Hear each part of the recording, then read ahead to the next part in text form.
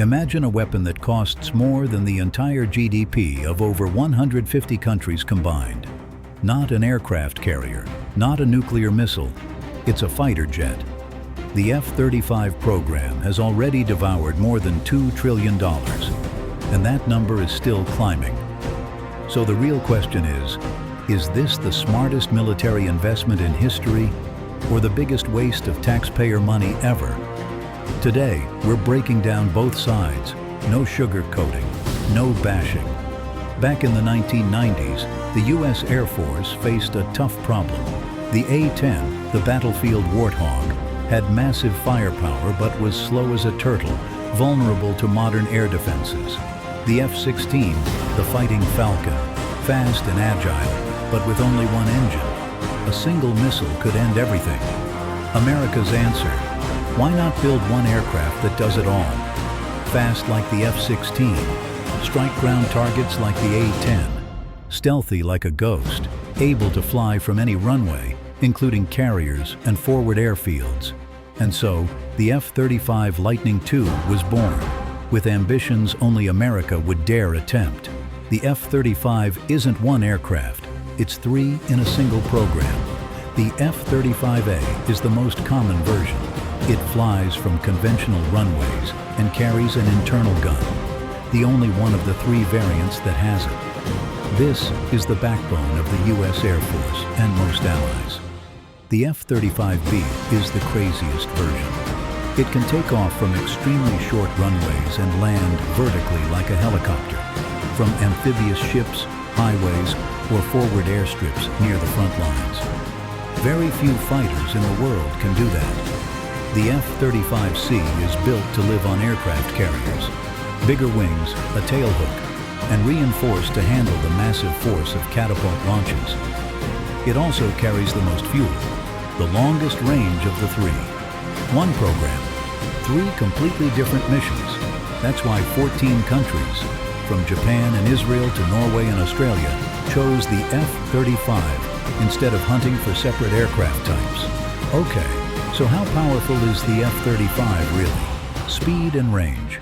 The F-135 engine lets the F-35 reach Mach 1.6, about 1,960 kilometers per hour.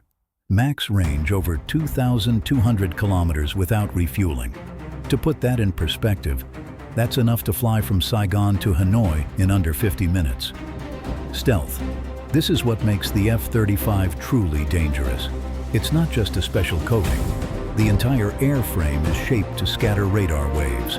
To enemy air defenses, the F-35 is basically a ghost. Weapons. In stealth mode, the F-35 carries about 2,600 kilograms of weapons in its internal bays. 4 AIM-120 AMRAAM air-to-air missiles, or smart JDAM bombs. The enemy doesn't know it's coming until it's too late. When stealth isn't needed, the F-35 switches to beast mode, loading extra weapons externally for a total payload of 8 to 10 tons. At that point, it's basically a flying arsenal. Electronic warfare.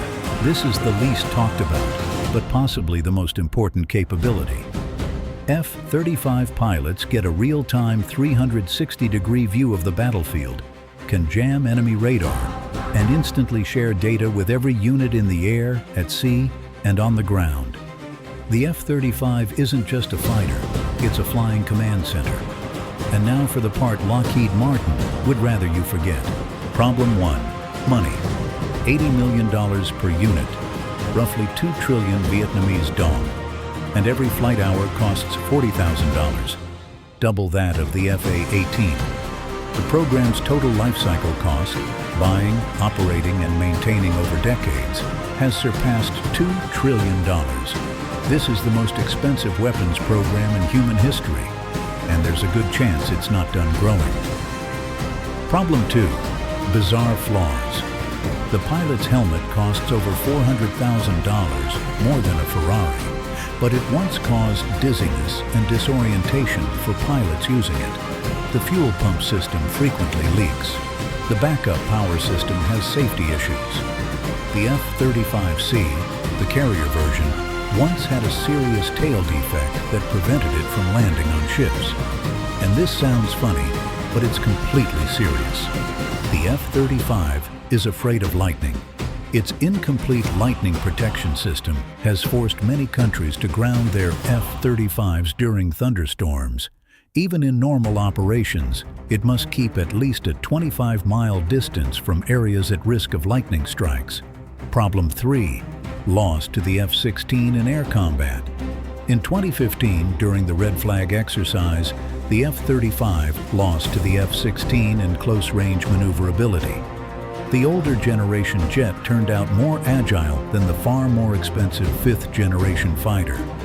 Many experts put it bluntly: strip away the stealth, and the F-35 isn't much better than the F-16 in direct dogfights. Problem 4. Not battle-tested enough. It wasn't until September 2019, more than a decade after entering service, that the F-35 saw its first real combat in an airstrike on ISIS tunnels in Iraq. For a weapon system priced in the trillions, that's a strangely long silence. After all this analysis, the answer really isn't black or white. The F-35 is a war machine of the future, designed not to win today's wars, but to dominate the skies for the next 30 to 40 years. Its stealth, electronic warfare, and data-sharing capabilities are laying the groundwork for an entirely new way of fighting. But at the same time, it's also a textbook example of the trap of overly ambitious projects. Runaway costs, accumulating technical flaws, and a gap between theory and real combat.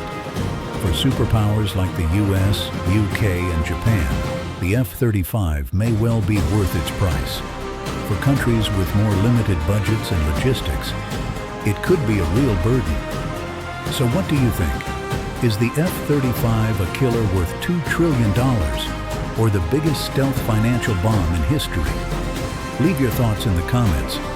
If you found this video useful, don't forget to like and subscribe so you don't miss the next military analysis. See you in the next video.